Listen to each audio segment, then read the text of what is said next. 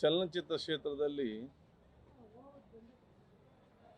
ತನ್ನದೇ ಆದ ದೀರ್ಘಕಾಲದ ಆ ಒಂದು ಸೇವೆ ಸಲ್ಲಿಸಿದಂತಹ ಮತ್ತು ಸರ್ವರಿಗೂ ಕೂಡ ಚಿರಪರಿಚಿತ ಉಮೇಶ್ ರವರು ಇವತ್ತು ನಮ್ಮನ್ನು ಅಗಲಿದ್ದಾರೆ.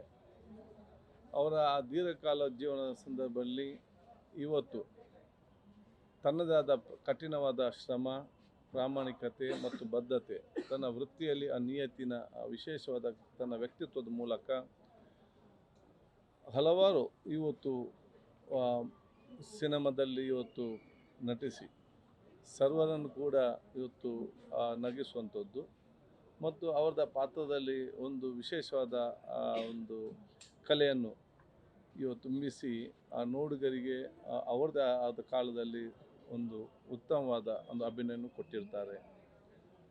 ಅದರ ಜೊತೆಯಲ್ಲಿ ಯುವ ಜನಾಂಗ ಮತ್ತು ವಿದ್ಯಾರ್ಥಿಗಳಿಗೆ ಈ ಸಿನಿಮಾ ಮತ್ತು ಇದರಲ್ಲಿ ಸಕ್ರಿಯವಾಗಿ ಭಾಗವಹಿಸಲು ಒಂದು ಪ್ರೇರಣೆ ಕೂಡ ಇವತ್ತು ಆಗಿದ್ದರು. ಅಷ್ಟಲ್ಲದೆ ಇಷ್ಟು ದೀರ್ಘಕಾಲದಲ್ಲಿದ್ದು ಕೂಡ ವಿಶೇಷ ಅಪಾರವಾದ ಅವರ ಅಭಿಮಾನಿ ವರ್ಗ ಕೂಡ ಹೊಂದಿರುತ್ತದೆ. ಇದು ಬಹುಶಃ ಎಲ್ಲ ಚಿತ್ರನಟರಿಗೆ ದೇವರು ಕೊಟ್ಟ ದೊಡ್ಡ ಮತ್ತು ಶಕ್ತಿ.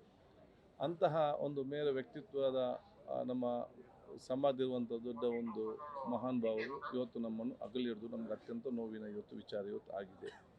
ಅವರ ಆ ನೋವಿನ ದುಃಖವನ್ನು ತಡೆಯುವಂಥ ಶಕ್ತಿ ಆ ಪರಮಾತ್ಮನು ಅವರ ಕುಟುಂಬಸ್ಥರಿಗೆ, ಅವರ ಅಭಿಮಾನಿ ವರ್ಗದವರಿಗೆ, ಸನ್ಮಿತರಿಗೆ ಎಲ್ಲರಿಗೂ ಕೂಡ ನೀಡಲಿ.